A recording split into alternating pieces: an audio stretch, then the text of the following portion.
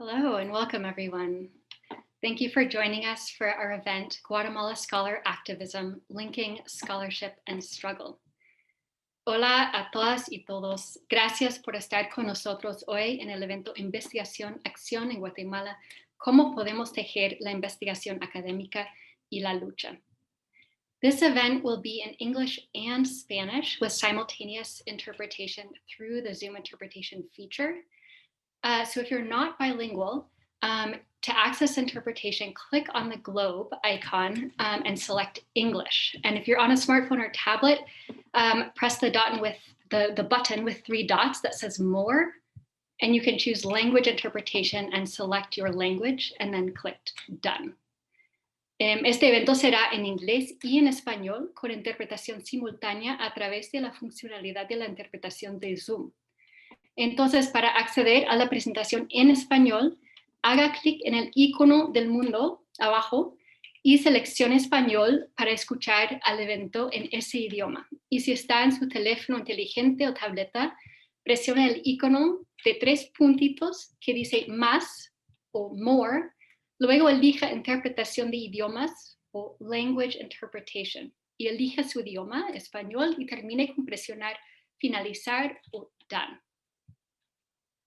I'll give everyone a moment to find their language.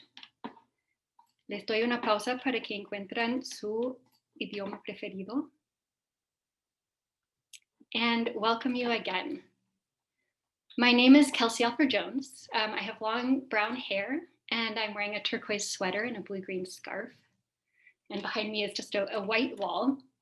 I'm a PhD student at UC Berkeley and a member of the Guatemala Scholar Activists Working Group, what we affectionately call GUASA. GUASA is the convener of today's event, which is co-sponsored by UC Berkeley Center for Latin American Studies. Although we are now scattered across geographies in the Zoom universe, we would like to begin with a short land acknowledgement both for UC Berkeley and UC Davis. UC Berkeley sits on the territory of Huichin, the ancestral and unceded lands of the Chocheño-speaking Ohlone people, the successors of the sovereign Borona Band of Alameda County. This land was and continues to be of great importance to the Muwekma Ohlone tribe and other familial descendants of the Borona Band. As members of the Berkeley community, we recognize the history of the land on which we stand and that the Muwekma Ohlone people are alive and flourishing members of the Berkeley and broader Bay Area communities. We also acknowledge that UC Davis sits on land that has been the home of the Patwin people. Today, there are 3 federally recognized Patwin tribes, the Kachil Dehe Band of Wintun Indians of the Colusa Indian community, the Tlitzel Dehe Wintun Nation, and Yocha Dehe Wintun Nation. The Patwin people have remained committed to the stewardship of this land over many centuries. Thank you for joining me in that land acknowledgement. And today we are joined by a great panel of speakers to discuss the current context of human rights and social struggle in Guatemala, and to explore how we can more effectively link scholarship and struggles for justice. Activism holds a sometimes uncomfortable place within academia, yet there's a long history of international scholar activism in solidarity with Guatemala. Current events reinforce the need for broad collaboration across disciplines and with partners outside academia. Issues such as the rising attacks against and killing of human rights defenders, ongoing land conflicts, militarization, and attempts to further weaken Guatemala's institutions responsible for administering justice. To discuss these issues, we have a great panel. We'll begin with a brief introduction of GUASA from Michael and Christina. Then we'll hear from Iduvina Hernandez with an overview of current political struggles in Guatemala. Iduvina is a seasoned journalist, human rights defender, and political analyst specialized in security sector reform. She is the founder of Security and Democracy, or SEDEM, and a member of the Human Rights Convergence, a network of Guatemalan organizations. She will be followed by Dr. Giovanni Batz, who will discuss his research and work in solidarity with Ixil land defenders. We'll also hear from him about what scholar activism has meant in his own work. Dr. Batz received his PhD in social anthropology from UT Austin. He was an Anne Ray Fellow at the School for Advanced Research in Santa Fe, New Mexico. and is currently a presidential postdoctoral fellow in the Department of Native American Studies at the University of California, Davis. He's working on a book entitled The Fourth Invasion, Decolonizing Histories, Mega Projects, and Ixil Resistance in Guatemala. Last but not least, we will hear from Meredith Wilkinson at the Network in Solidarity with the People of Guatemala, or NISGUA, about ongoing cross-border solidarity initiatives. And we'll of course conclude with a question and answer session, and we invite you to join us then. We look forward to a rich discussion. So without further ado, I'll turn it over to Christina and Michael. Hello, everyone, and welcome to the inaugural event of the Guatemala Scholar Activist Working Group. I'm Cristina Mendez, a member of the group and a PhD student in the Department of Education at UC Berkeley. I have dark brown hair that's in a braid, and I'm wearing a dark navy shirt with flowers on it in front of a plain beige background. GUASA is a network of university students, professors, researchers, and NGO partners. When we first met and envisioned the group, we wanted to ensure that we provided a space within the university where researchers at all levels can collaborate, from undergraduates to grad students and to professors, and to provide a space to engage with communities and their ongoing social justice campaigns. Our mission is to provide a forum for collaboration, shared analysis, and other work in solidarity with land and human rights defenders, Indigenous communities, and broader social movements.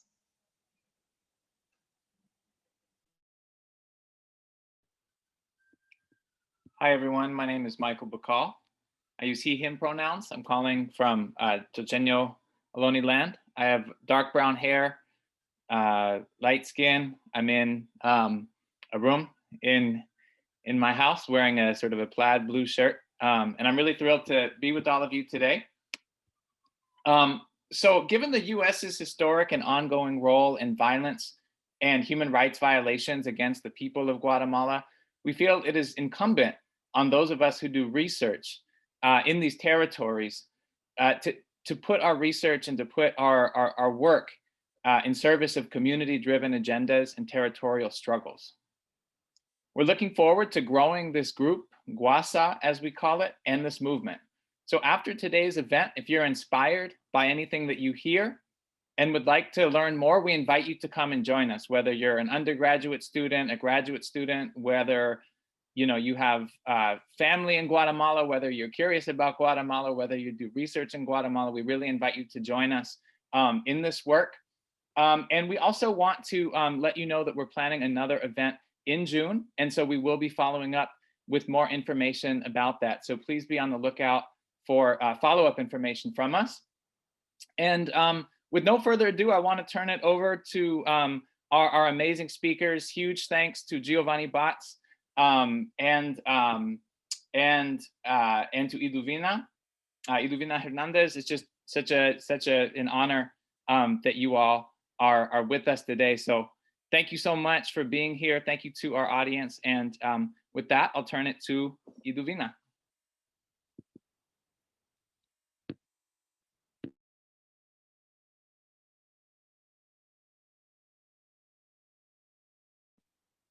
I think you have to unmute the microphone. Iduvina está silenciada, por favor, active su micrófono.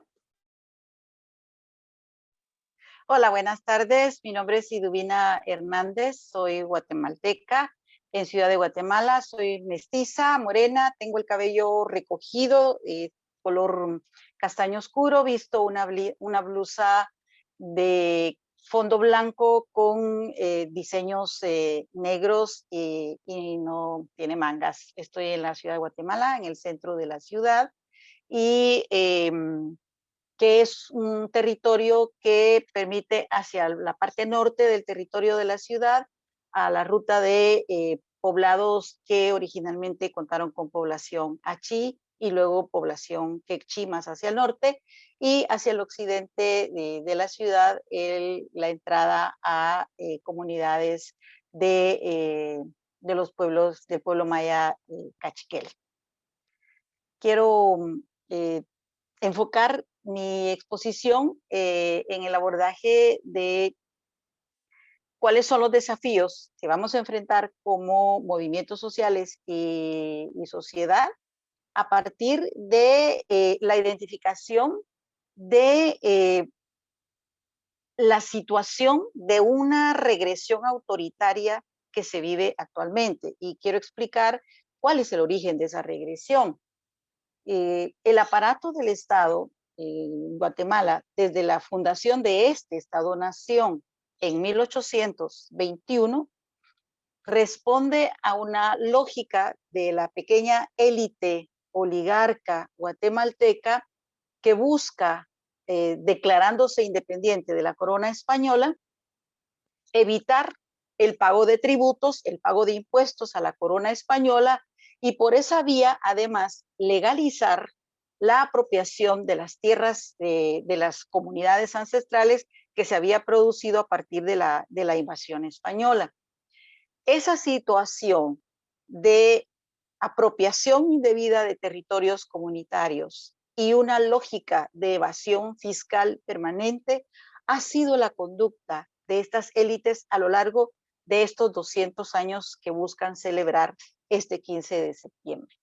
Han tenido el control del aparato estatal, salvo una pequeña ventana en 1944 hasta 1954, que en un proceso revolucionario que intentaba modernizar el Estado, se abrió para el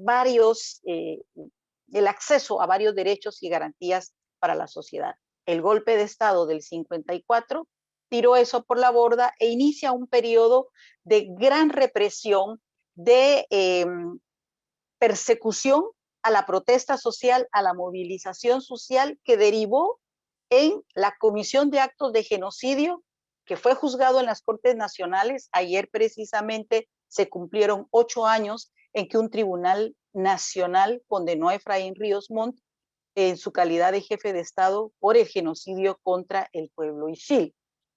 El recurso del miedo a la represión, la quema de aldeas, la destrucción de poblados fue la lógica que instauró esa manera de impedir las movilizaciones sociales hasta la firma de la paz en 1996, que instala lo que se conoce como democracia tutelada, es decir, una democracia plasmada en un documento constitucional que garantiza un conjunto de libertades y garantías que la sociedad aprovechó para desarrollarse, para reclamar derechos, para promover acciones que llevaran a la instalación de un modelo de vida justa.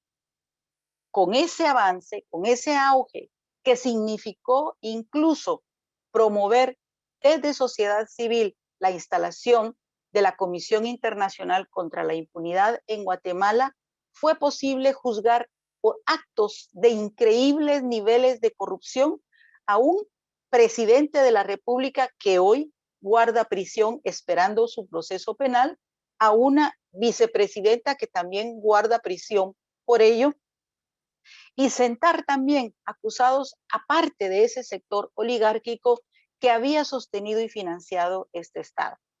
Esta comisión finalmente tiene que salir del país por acciones del proceso que se inicia con el modelo que se ha agotado y la necesidad de este actor oligarca de retomar el control del Estado. Hoy día estamos ante un esquema de cooptación total del aparato de Estado en Guatemala por parte de los sectores que han promovido acciones de corrupción, de impunidad y de regresión constante en el ejercicio de derechos y garantías. Tienen el control del organismo ejecutivo, la Presidencia de la República, tienen el control del Congreso de la República, tienen el control de la Corte Suprema de Justicia y las salas de apelaciones, y tienen el control desde hace aproximadamente 3 semanas del Tribunal Constitucional, la Corte de Constitucionalidad, aparte de tener control de la Fiscalía General de la República. Los mecanismos estatales de pesos y contrapesos, que significan balances para la democracia, en estos momentos no están funcionando en Guatemala. En estos momentos hay un Estado completo que responde al interés de consolidar la arquitectura de corrupción, de impunidad y de negación de ejercicio de derechos. Hay situaciones que se los han permitido, el surgimiento de lo que se conoce como redes político-económicas ilícitas, RPEIS, que son estas estructuras que al mismo tiempo que financian la política local en las comunidades y en los pueblos, también incluso participan en esa política, se relacionan con el sector empresarial en negocios específicos vinculados al Estado de Guatemala y por medio de estas control local, vinculación con estructuras de crimen organizado como narcotráfico, que tiene control de las rutas de la droga que pasa por Guatemala hacia México y Estados Unidos y que le representan hoy día lazos fuertes de redes que tienen vinculación política, vinculación económica y que responden a una estructura de impunidad y de ilegalidad.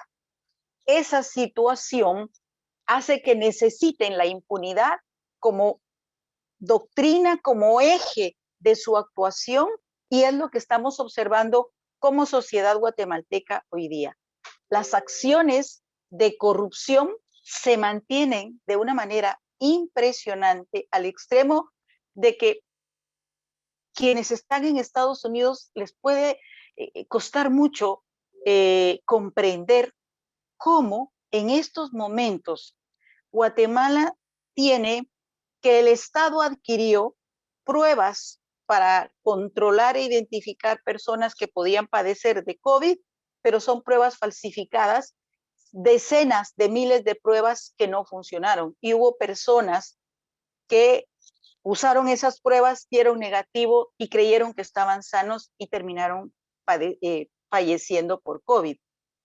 Pero también resulta que han hecho un negocio por más de 76 millones de dólares para la compra de vacunas, de la vacuna Sputnik 5, que en realidad no fueron adquiridas directamente con el fabricante, sino por medio de un intermediario que al parecer garantizaba el pago de un soborno.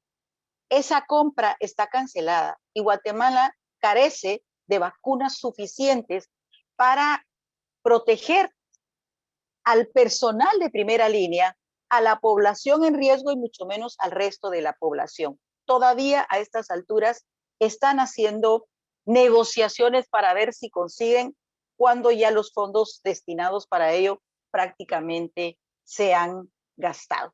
Hay una actuación mafiosa desde una estructura corporativa que hoy día se plantea nuevas rutas de enlace de estas prácticas de control autoritario, como lo que se ve en Nicaragua, con una dictadura instalada desde el gobierno de Daniel Ortega y Rosario Murillo, en Honduras, con un narcogobierno dirigido por Juan Orlando Hernández, en el caso guatemalteco, con este esquema que les estoy mencionando, y más recientemente en el caso de El Salvador, con una acción autoritaria de parte del gobierno del Ejecutivo de Nayib Bukele, que prácticamente controla el aparato de Estado y toma control de los mecanismos de pesos y contrapesos que garantizan la armonía en una actuación en democracia. Como sociedad tenemos ante nosotros enormes desafíos, no todo está perdido. Hay una acción importante desde las organizaciones de los pueblos originarios, de los pueblos indígenas, las organizaciones de mujeres que han sostenido la resistencia a pesar de la criminalización, a pesar de la persecución, que significa que estamos en capacidad de gestar procesos de redes y alianzas sociales que nos permitan acumular la fuerza suficiente para enfrentarnos a esta situación de adversidad en el ejercicio de derechos que hoy día vivimos en Guatemala. Muchísimas gracias.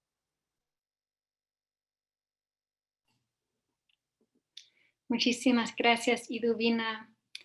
Thank you so much, Iduvina. We are now going to turn to our next panelist, Dr. Giovanni Batz. I'm going to give just a moment to our interpreter to switch back. So we'll slowly shift over to Dr. Batz, who will be presenting in English. Thank you again, Ido. Gio? Compañeras y compañeros, hey everyone, thanks for being here today. I'm just going to share my screen to get started. Hopefully we won't have any difficulties there, anything like that. Could y'all see that? Cool. All right, right. You can't see my notes or anything like that, right? No, okay. Yeah, technology is not my friend. Well, anyways, compañeras y compañeros, especialmente las compañeras y compañeros de lucha y la lucha académica. Hey everyone, within the struggles, wherever you might find yourself, and academic struggles, and I'll get into the second why I say lucha académica and academic struggle. First off, I just want to thank, first off, I want to recognize that I'm currently in occupied territory in the Apache Mescalero territories here in what is known as Las Cruces, New Mexico. Even though a lot of people argue that the border crossed them and this used to be Mexico, we have to remember that this, where I'm currently located, is always indigenous territories, right? So I just wanted to use a couple of disclaimers. First, if I use concepts like Guatemala or the US, it's not my recognition of its political legitimacy. Rather, it's just kind of the common terms that people understand in terms of when one is referring to a particular geographical location. So I just kind of wanted to make that note. Second, I wanted to thank the organizers of this event for your time, labor, and energy. We know that these types of events take a lot of work and time, so I think we really appreciate that. And third, to all the attendees who are here today virtually, especially like a time right now, right? It always seems like we're under crisis. I mean, we're currently in a pandemic. You know, here at the border, there's another crisis. There's just always militarization here at the border. But obviously what's going on in the world around us, right? If we're talking about Palestine, the violence in Colombia, El Salvador, I think we're being under attack by these kind of powerful forces in different ways. So I just kind of wanted to also just appreciate that y'all are here today and recognize that we're in a global pandemic and none of today or tomorrow is normal, whatever that means. So just kind of wanted to mention that. So the way I divided up my kind of 15-minute presentation and my intervention, I divided my talk into 3 parts.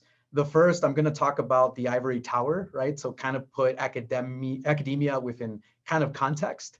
You know, because when we think about activism, it doesn't really fit within academia. So it's just, and I'll explain why that kind of doesn't fit sometimes. Second, I'll talk a little bit about my research and how I've been inspired by activist research and critical indigenous methodologies within my own work and thinking about kind of the repressive environment that is academia. And third, just kind of provide some future reflections and kind of future directions and just kind of seeing where we are in Guatemala. Obviously, Iduvina provided a really good kind of historical, political, and social context of what's going on in Guatemala today. So again, I'm just kind of jump off of that. So to start off, when we think about the ivory tower, for a lot of folks, myself included, academia is a pillar of colonialism. It's also an extractivist industry, right? So when we think about academia, it's monopolized kind of knowledge production within our own mindset, meaning that if you don't have a degree, it means within the society, you're not an intellectual or a scholar. And that's not necessarily the case, right? So I always use mi abuelita, who was 98 years old when she passed. She didn't know how to read or write or ever go to school, but she's like the most brilliant intellectual you could ever meet, right? So I think we have to kind of decenter academia as this kind of the be all of knowledge production, right? And when we buy into that, then that's part of the problem. That's why it's colonialism. We internalize kind of the formal educational system as being kind of this benign entity of objectivity, among other things, right? And human advancement. We understand the formal educational system, especially if it's state-sponsored, has always been anti-indigenous, anti-Black. It's a very patriarchal space, right? So that's why I have this little cartoon right there from Ricardo Cate, who's Pueblo here in New Mexico, and just to kind of highlight that, right? So we recognize we have to recognize the university's role in displacing indigenous peoples from their territories. We all know that towards the end of the 19th century, there was something known as the land grant universities.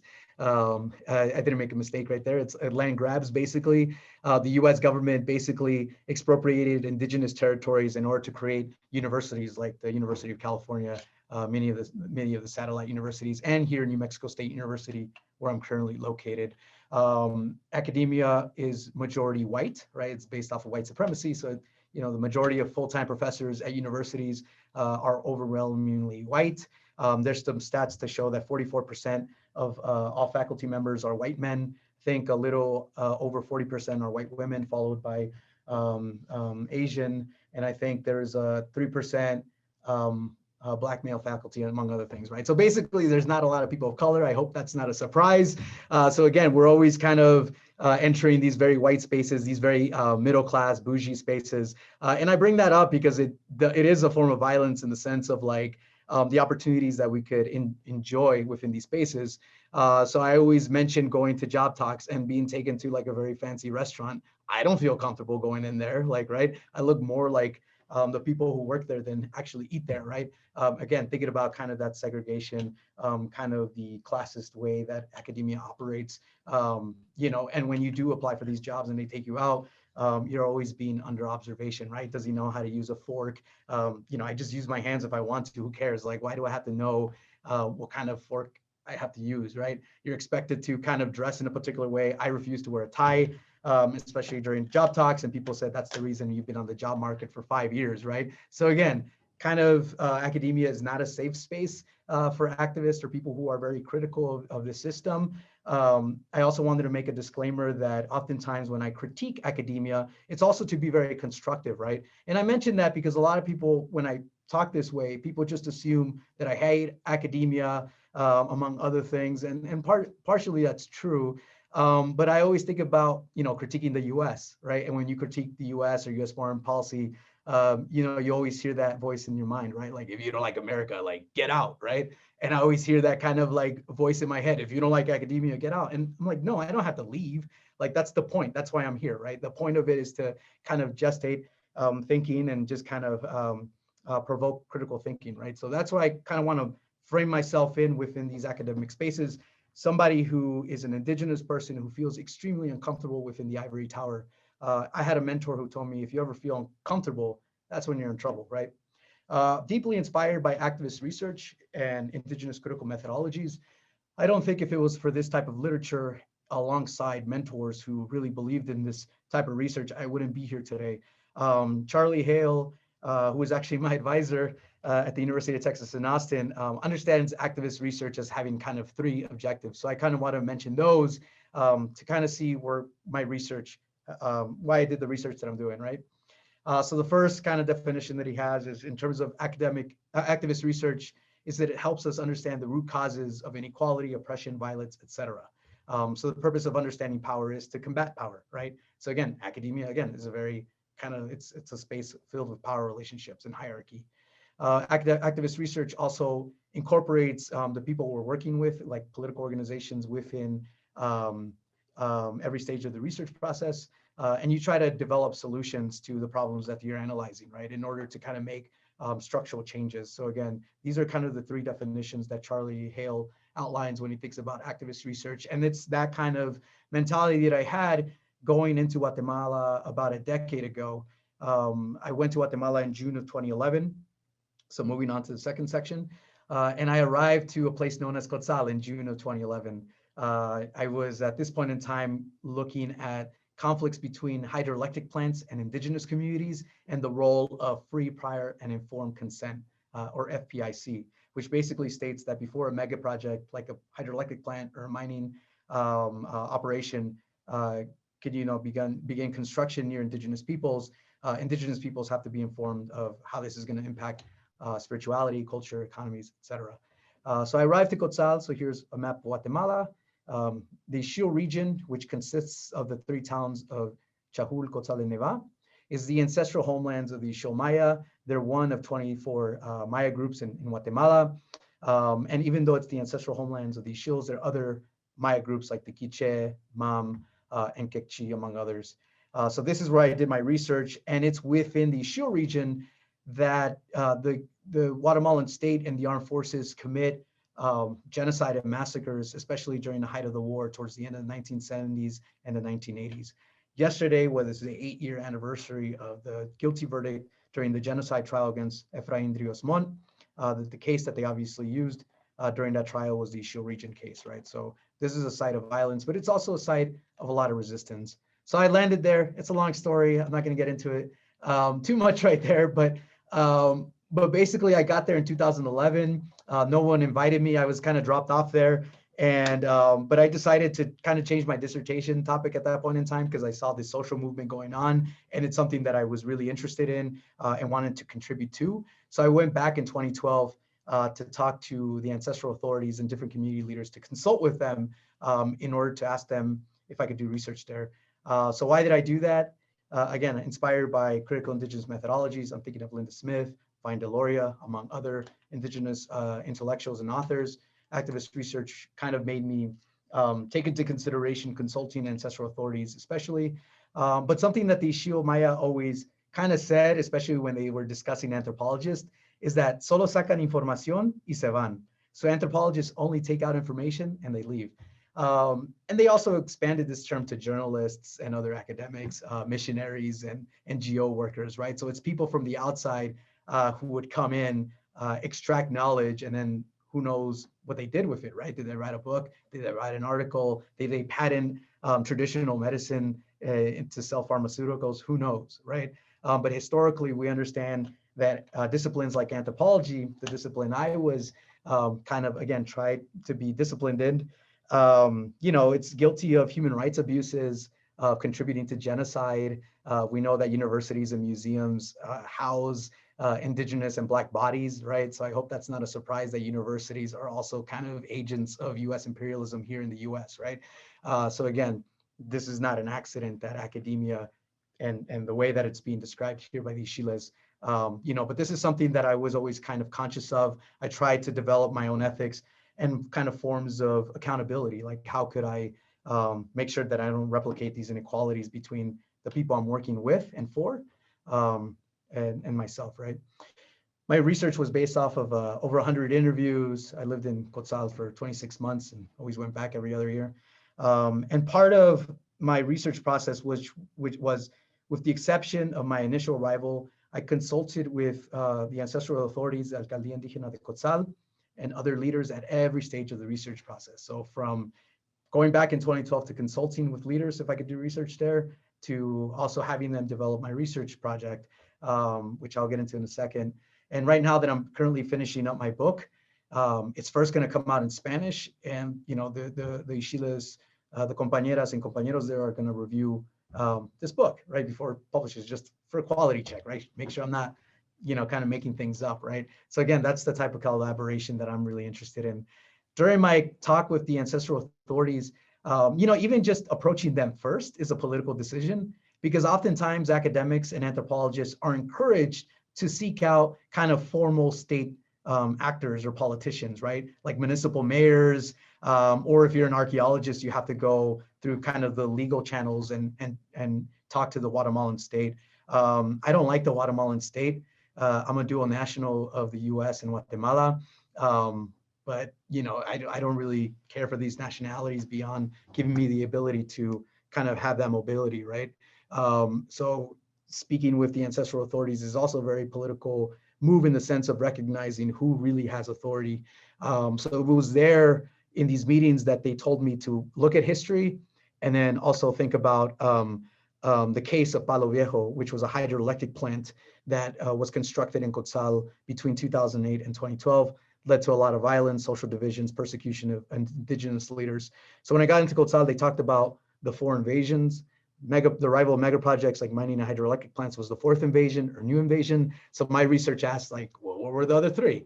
So here's a visual of that, right? This is a banner drawn up by an Ixil youth organization known as Chemol Chumbal. So here, top left is the arrival of the Spanish, or the invasion of the Spanish. I don't use settlement. I don't use contact. It's straight up invasion, right? This is in accordance with settler colonialism, which is invasion is an event. It's a structure. This is the structure. Second invasion is the arrival of coffee plantations during the dictatorships of the late 19th century, early 20th century, massive land displacement. Third invasion was the Guatemalan Civil War. Of course, there was genocide, and obviously now with mega projects. When I think about mega projects and the fourth invasions, there's different characteristics, one of them being forced displacement or displacement from the land, the changing of the relationship between humans and non-human relatives, whether that's animals or trees or land, right? Changing that relationship and how we understand Mother Earth, right? We understand that Mother Earth isn't a commodity, something to be bought and purchased and extracted.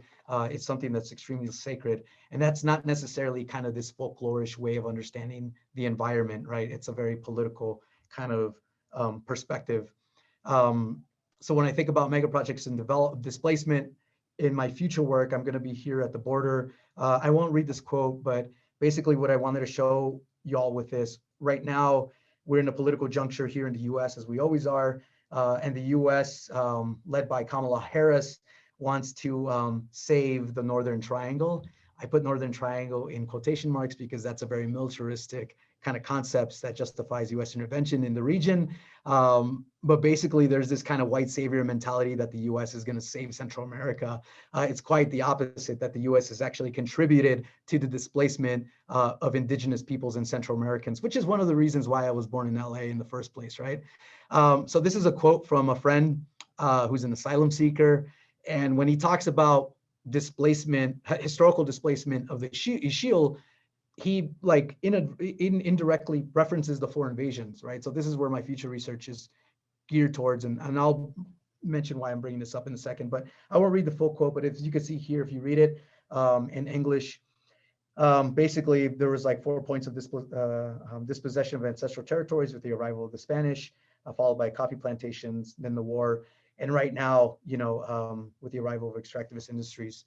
I mentioned this because right now, as the US is talking about solving migration in Guatemala, you know, it's based off of the Alliance for Prosperity that Biden began kind of leading under the Obama administration. And it's based off of 3 pillars. 1 is security, 2 is good governance, and 3 is international investment. So when the US talks about security, what they kind of reference to is gangbangers and narco traffickers. I'm always reminded when I was growing up as a kid, my parents always told me not to get into politics. And I would always say, why? And they would say, porque te van a matar, they're gonna kill you. And they always told me that. And about a couple of months ago, now that I'm 35, I asked my parents, hey, like, remember that traumatic thing you told me not to be political, otherwise they're gonna kill me? Like, who's gonna kill me? And they specifically identified the state. Like, the government's gonna kill you if you get involved. So I didn't understand that as a kid, but now reflecting on it, when we think about security in Guatemala, you know, security for who? Oh, you mean the oligarchs, the business interests that Iduvina was just referencing, not to indigenous leaders who are climate change activists, land defenders, water protectors, journalists, people who are really denouncing corruption, impunity, and violence within Guatemala.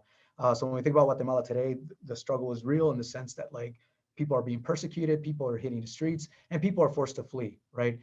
In Guatemala, if you're not being directly persecuted, just the thought of engaging in the social justice struggles like my parents inculcated with me, you know it's dangerous, right? There's a reason why I can't move back to Guatemala, right?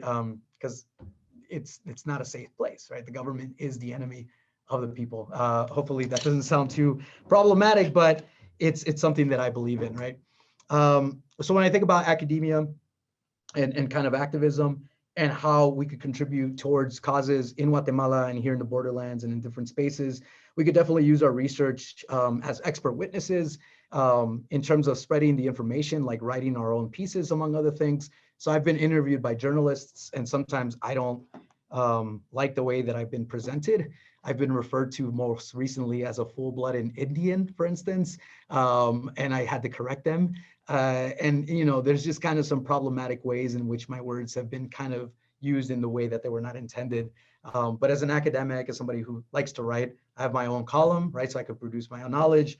I could kind of bring different perspectives to a discussion of things that aren't being talked about, right? So US foreign policy being a root cause of migration, right? We have to really as academics, also be conscious of being humble too.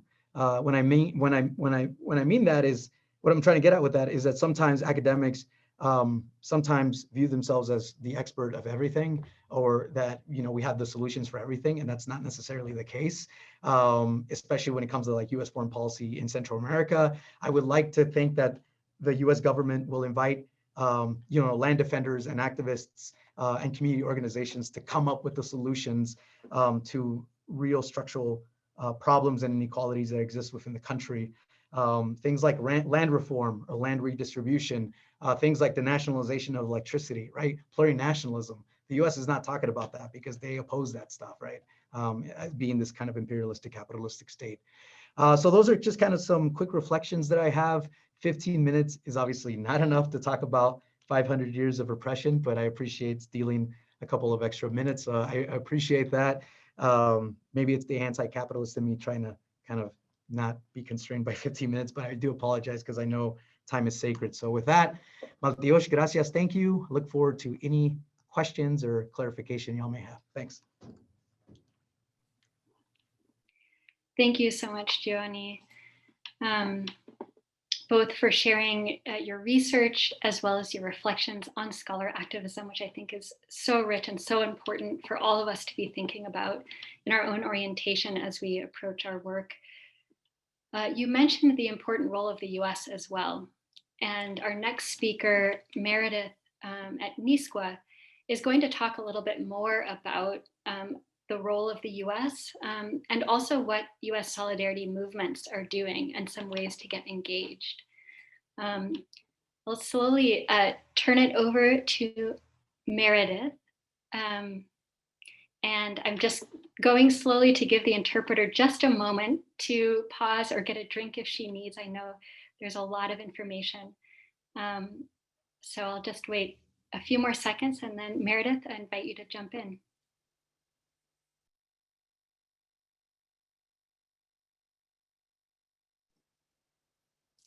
Hi, everyone. Thank you so much for having me. And thank you for your respect of our wonderful interpreter, Kelsey. And I will do my best to speak slowly. My name is Meredith, and I use she and they pronouns. I am wearing a kind of purple maroon sweater and a gray shirt. I have quite short brown hair, and I'm in my living room with some wall decorations behind me. I am the US Operations and Programs Coordinator with NISGWA, which is the Network in Solidarity with the People of Guatemala. And we are a small solidarity organization. We have offices located where I am in occupied Ohlone territories, known as Oakland, California, and also in Guatemala. So yeah, it's an honor to be here. And I just want to echo gratitude to Giovanni and Iduvina también as well. Yeah, I just it's an honor to be present with both of you. I know, Gio, we've been in a few spaces together, so it's nice to see you again. And I really appreciate both of you speaking to the historical context as well as kind of where we're situated today. And yeah, so I will speak just briefly about NISGWA, who we are, and a little bit about, yeah, our relationship to activist scholarship. So we are a solidarity organization that's been around for 40 years. In fact, 2021 is our 40th anniversary. And we are dedicated to the accompaniment of Guatemalan water and land defenders and genocide survivors who are under threat for their work for justice and self-determination.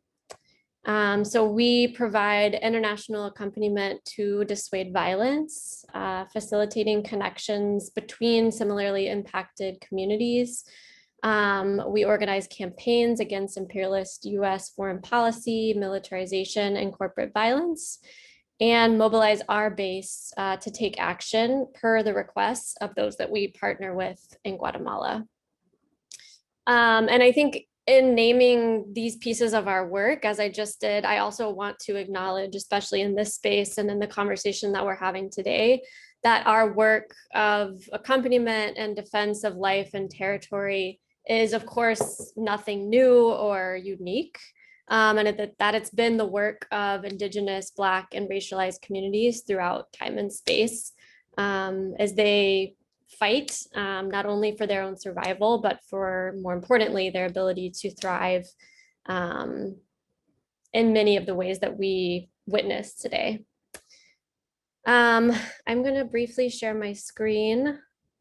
I was asked to speak a little bit, as I mentioned, about the value of collaboration between grassroots organizations like NSGWA and activist scholars. And so I spoke with my colleague, Edna Sandoval, who is works with NSGWA as our cross-border organizer and is also identifies as an activist scholar themselves. So I thought who better to actually speak to this a little bit.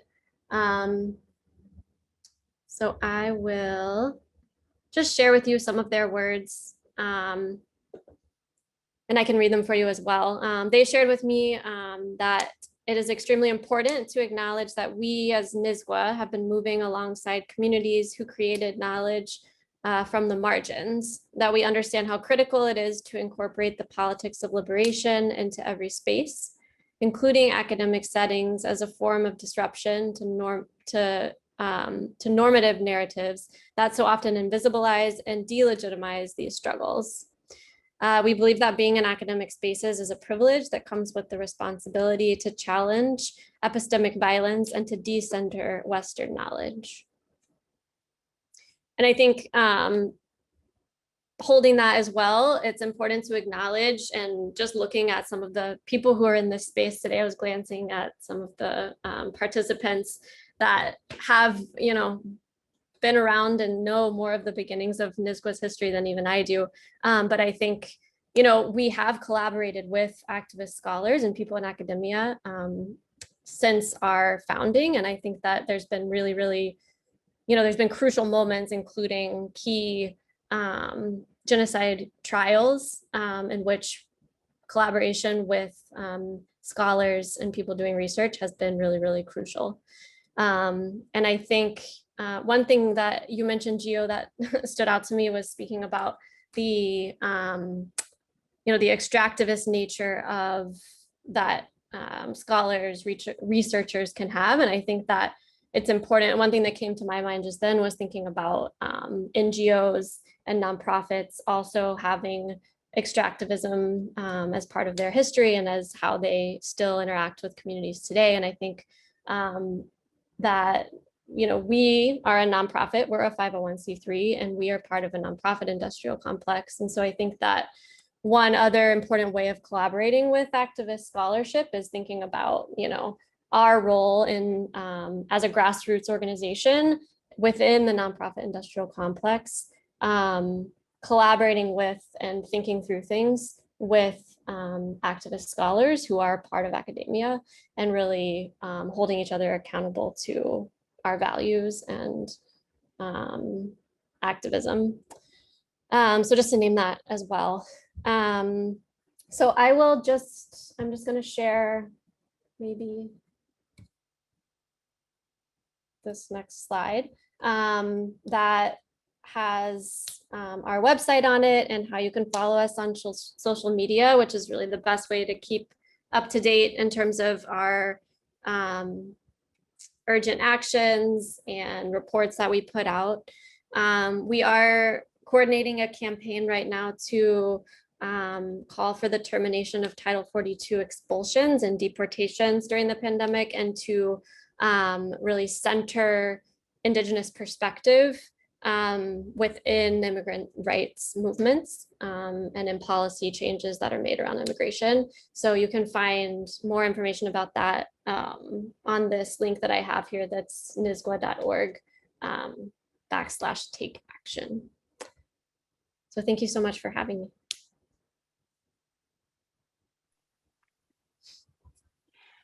Thanks so much, Meredith.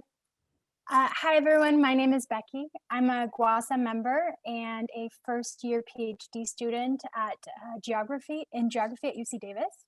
I have light brown hair, light skin, and I'm wearing a gray sweater. And behind me is an aerial photo of Lake Atitlan in Guatemala. So we'd like to open it up now to discussion and address some of the questions that you all put in the Q&A feature. But before we do that, I'd like to take a moment and thank everyone who helped us put this activity together. Big thanks to the Center for Latin American Studies and also to NISGWA, who co-sponsored this event together with GWASA. And of course, I want to thank both speakers, Iduvina Hernandez and Dr. Giovanni Batz, for your important insights. And also, again, I'd like to thank everyone who joined us today. We hope that this is the first of many opportunities to come together and build ties between social justice-oriented scholars, solidarity organizations, human rights and land defenders in Guatemala and the United States. And so to just sort of answer one of the first questions that we've already gotten a bit in the chat is, how can you join GWASA if you're interested in learning more? Please send me an email. I'll put my email address in the chat, and I will get you signed up onto our list. And on that list, we share news and information about Guatemala, and we also organize our quarterly meetings, the next of which will be in the fall. And I invite anyone who is even slightly interested, get on the list and come to our meeting. We have all kinds of people, people who are longtime activists, people who are just sort of newcomers to the world of solidarity movement with Guatemala, undergrad, graduate students from UC Berkeley, UC Davis, and we would love to have more universities join us as well. So please send me an email, I'll get you signed up.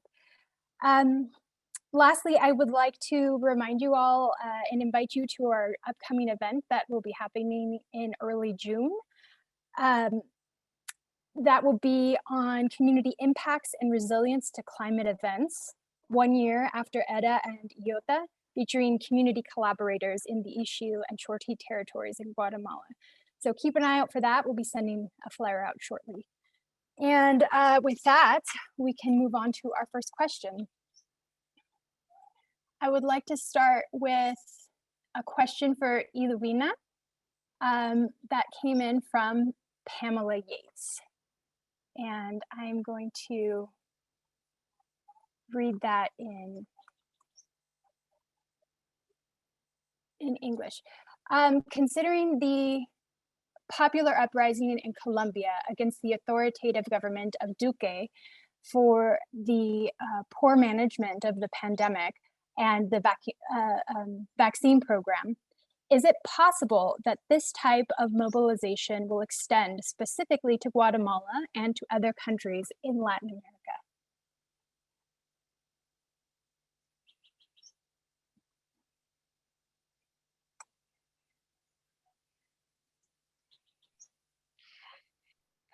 A ver, los procesos sociales responden a condiciones históricas que tienen que ver con el propio contexto local.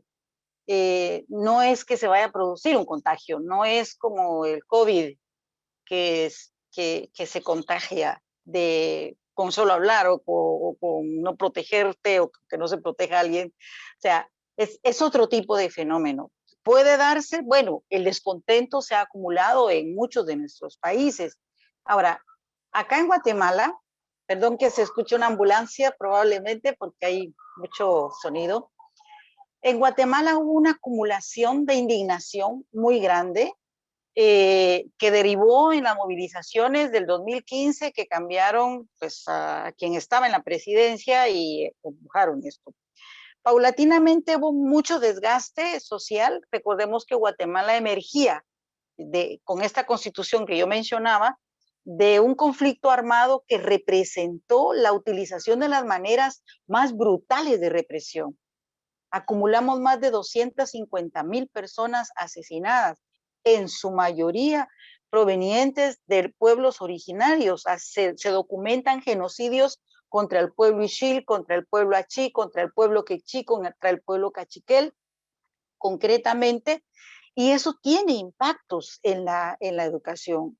Lo que Giovanni nos decía al principio, sus padres le decían que no se metiera política porque lo podían perseguir, lo podían asesinar, ellos lo protegían a él planteándole eso. O sea, el miedo a la participación se transmite generacionalmente y en Guatemala la tenemos dolorosamente aprendida en carne propia con estos niveles de represión brutal. Aún así, hubo movilizaciones. En noviembre del 2020, el año pasado, desafiando la situación de la pandemia, desafiando estados de excepción que impedían la movilización, hubo movilizaciones. ¿Y qué pasó? El actual ministro de Gobernación, Henry Reyes, sacó a toda la fuerza policial para amedrentar a la gente. Había la plaza del centro de la ciudad, estaba llena, había muchísima gente. Y crearon condiciones para generar terror, montaron una aparente quema del Congreso por parte de las personas que manifestaban, lo cual no era real. Eso se sabía que se iba a producir porque la misma policía durmió en el Congreso y se ven en las cámaras de seguridad a miembros del pelotón antimotines durmiendo un día antes. Habían extintores contra incendios colocados en la puerta principal del Congreso y hubo quien desde adentro abrió la puerta a las personas que se introdujeron e iniciaron esa parte del incendio. Pero con ese pretexto se fueron contra la gente en la plaza e intentaron disolver la manifestación, lanzaron bombas lacrimógenas en un espacio donde había familias, niñas, niños, acompañando a sus padres en una actividad de protesta, pero con mucha movilización y arte. Personas adultas mayores también fueron afectadas. Y luego la acción contra la prensa, contra las imágenes son impresionantes. A hombres de la policía fuertemente armados, arrastrando del cabello a una periodista cachiquel, habiéndola golpeado, golpearon a otro periodista, le rompieron el rostro, capturaron a 42 personas cuando la manifestación se disolvió en las calles, totalmente lejos de donde fue, y las hicieron pasar una noche en prisión hasta que los jueces las tuvieron que dejar libres porque los policías habían capturado a las personas sin base, sin ninguna manera. ¿Por qué me tardo tanto en esto? Para explicar que hay una reacción que golpea y que vuelve a instalar ese miedo todavía no totalmente superado, que dificulta hoy día que haya manifestaciones masivas. Han habido y se mantienen focos de protesta constante, rostros de la dignidad, les llamo yo, en muchos lugares del país que insisten en señalarlo. Y este fin de semana pasado hubo una movilización más grande que las otras, pero no con el nivel de masividad como se ha producido en Colombia. Y veamos cómo ha reaccionado la autoridad en Colombia, disparándole. Anteayer le dispararon a la amiga en Colombia, dispararon contra comunidades indígenas que estaban manifestando y contra las personas manifestantes. Es decir, actúan de una manera tal que pretenden impedir esto. No es que las manifestaciones en Colombia vayan a contagiar a las comunidades o a los pueblos de otros países. Son las condiciones que se están produciendo las que están llevando a los pueblos a la indignación. Y cuando se venza esa barrera, ese muro que puede estar representando el miedo, difícilmente haya fuerza que detenga a la rabia social acumulada ante tanta represión y tanta acción contraria. Muchas gracias, Ludovina. Thank you for your response to that question. I quickly just wanted to draw attention to a comment left in the chat. I'm including in the chat a link to an event that is happening in the next few minutes on a Canadian mining company impact in Guatemala.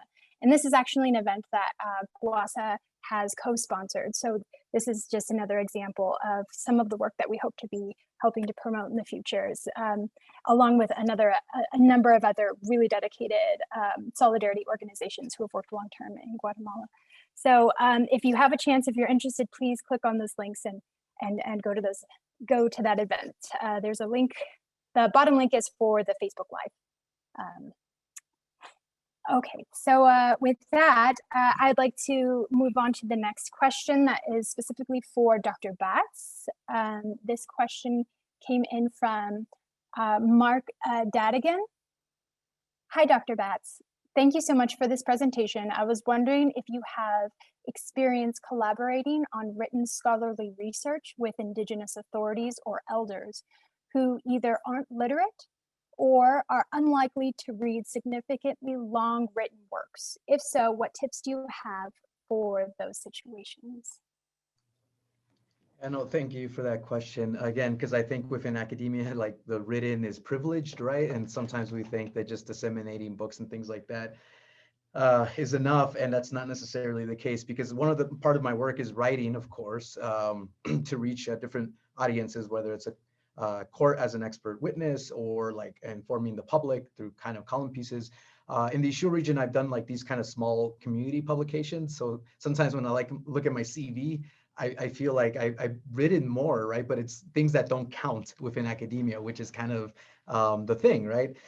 So one of the things that I've done is in different meetings, I would read my work or present in front of folks and things like that. So trying to find different ways for my work to be accessible. So again, my work isn't necessarily just a written. I've tried to figure out other ways to like kind of disseminate my work. In Quetzal, for instance, there's a local TV channel where my friends are working. It's kind of this media collective. So I've gone on there a couple of times to kind of share my research and stuff like that. So that's kind of the ways that I've tried to disseminate my work. But again, nothing's perfect, and I try the best that I can to kind of share the things that I've learned along the way.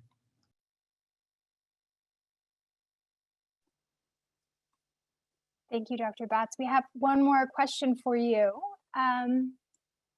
from Nick Underwood. Thank you for this great webinar.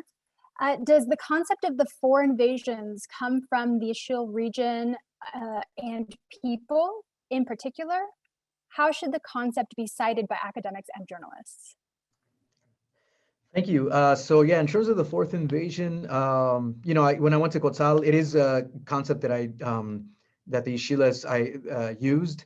And it's something that I have been able to use to kind of go against kind of Western forms of time and kind of these national narratives of Guatemala using Gregorian kind of dates, right? So when we think about Guatemalan history, it's like 1524, 1821, 54, et cetera, et cetera, et cetera. But within Maya time and Maya cosmovision, time is cyclical. So the 4 invasions is, again, looking at these cycles of repression in order to develop strategies of resistance, right? So again, within each of these cycles of invasion or waves of invasion, you kind of see the similar actors, whether it's the military, finqueros, among other things. So I did take it from, so I have used this concept that does come from the Ishilles and kind of worked with them to again develop it. But you'll see other folks kind of refer to invasions or new invasions. There's a really good article by Catherine Nolan and JP Laplante.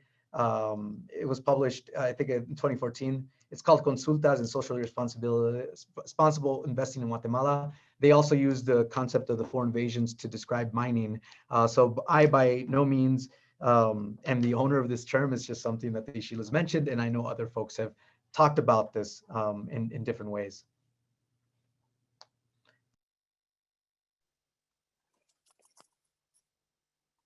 Thank you, Dr. Batts. We have one more question that is to Dr. Batts and Iduvina Hernandez. But before I get to that, I just wanted to drop in the chat one more time all of the information for those organizations and speakers present today so that you can easily access that information. Finally, I also wanted to mention our formal event is coming to a close, but if folks are interested, we are hosting an informal sort of reception after the event in a different Zoom chat room. So I'm going to go ahead and drop that link into the chat as well. If anyone is interested, I know that there are a lot of questions about how folks can stay in contact and how they can continue to collaborate with some of the groups that spoke today. So some of us are going to stick around after the event, and we would be very happy to discuss more. And with that, I'd like to move on to perhaps our last question. This is to both Iduvina and Giovanni. What recommendations do you have for NGOs and other civil society international organizations that work in Ishimuleo to not fall in the trap of co-optation, economic, professional, and academic co-optation through the industry of human rights and defense of territory? The people remain at the front of resistances, but they don't receive salaries, they don't have titles, and they don't have publications. In this context, how can we come closer to, how can we be coherent in our solidarity?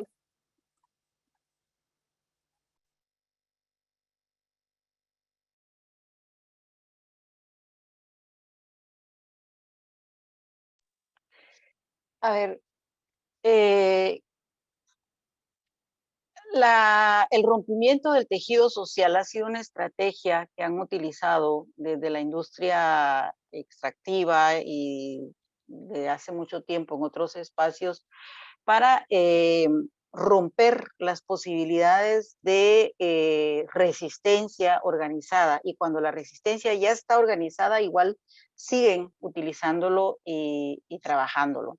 En Huehuetenango en estos momentos se está enfrentando, por ejemplo, un esquema conducido por una empresa, y se llama así, es una empresa de diálogo que dirige un señor que fue miembro de la Dirección Nacional de una de las organizaciones de la guerrilla en Guatemala, Arnoldo Noriega, quien guardó prisión por violación a una joven menor de edad, y que ahora trabajó durante el gobierno de Oscar Berché para la vicepresidencia y ahora trabaja para estas empresas que se han formado y que busca precisamente cooptar y comprar a liderazgo social y comunitario por la vía de la adquisición de voluntades. Y entonces rompen el tejido social y vulneran la estructura de funcionamiento.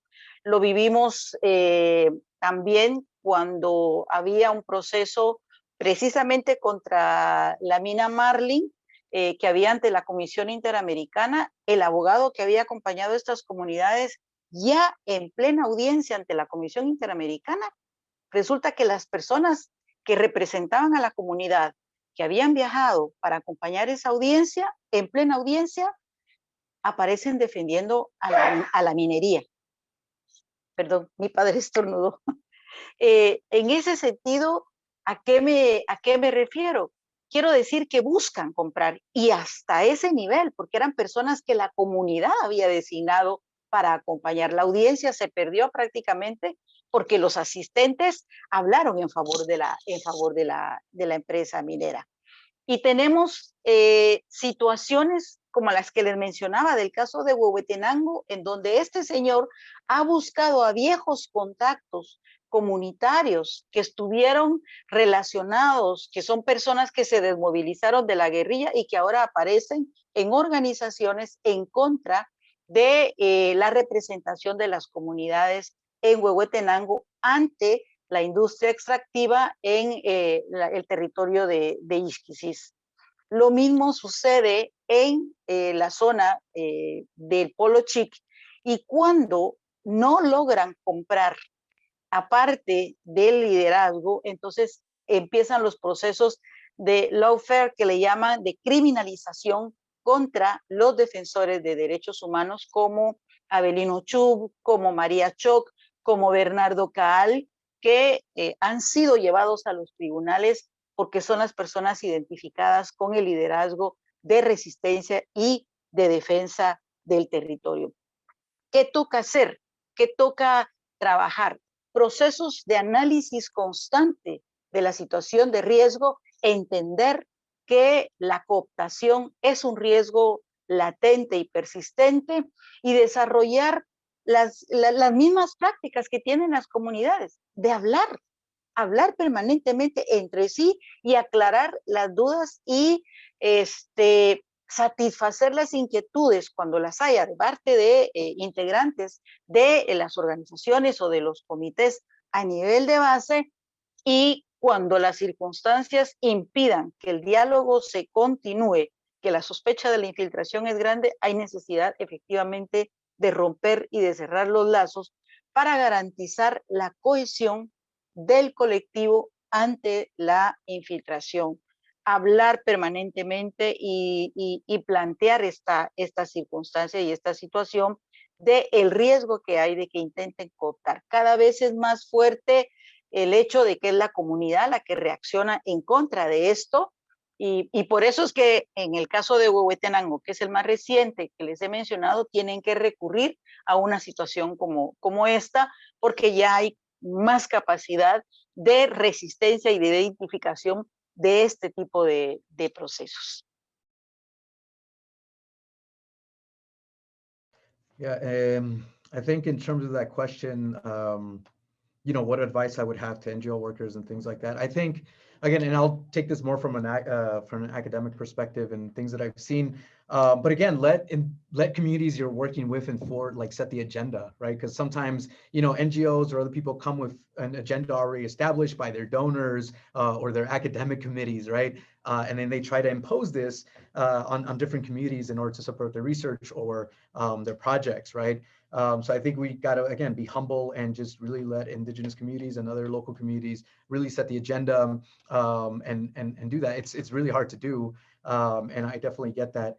I think we also have to understand that NGOs also sometimes serve like hidden purposes, right? There's a reason why US imperialism comes in two forms, right? Whether it's through hard power, such as military, and soft power, like Peace Corps and USAID projects, right? So I think we have to be mindful that some of these projects have the specific purpose of dividing or gathering military intelligence, as Induvina was alluding to. Same deal with academics, like how do we use our research for good, right? And for social justice, and not to inform those in powerful spaces that seek to repress indigenous communities. So I just wanted to end this kind of answer with also just kind of a word of caution. And when we think about activist research, I don't like to romanticize this type of work. It's really hard in terms of like trying to develop ethics and hold yourself accountable. Sometimes the things that you write may have real life consequences, right? And I think, you know, I researched the land. I don't take that lightly. Like this is when I go back to Guatemala, I'm concerned. You know, there are times where I was like really worried about criticizing corporations, the military, finqueros, and sharing kind of the bad things that they've done, you know? So I think when we think about this, doing activist research within academia, it's not to glorify it or romanticize it. We do this because we believe that it's the right thing to do. And again, that brings different consequences that one may not anticipate, whether it's, again, security threats to yourself or those you work with, or not getting a job within academia. Because as I mentioned in my presentation, academia tends to be a very conservative space, right? Recent example, NYU, and inviting Uribe to give a talk there, right? This human rights abuser. So again, just a word of caution, don't glorify it, but it's also very important work to do. So again, I appreciate the organizers and the students for organizing this organization and space. Super important. I look forward to collaborating with y'all and just kind of helping out in any way that I can. So thanks again for the space, and I appreciate everyone and the co-panelists. Thanks a lot.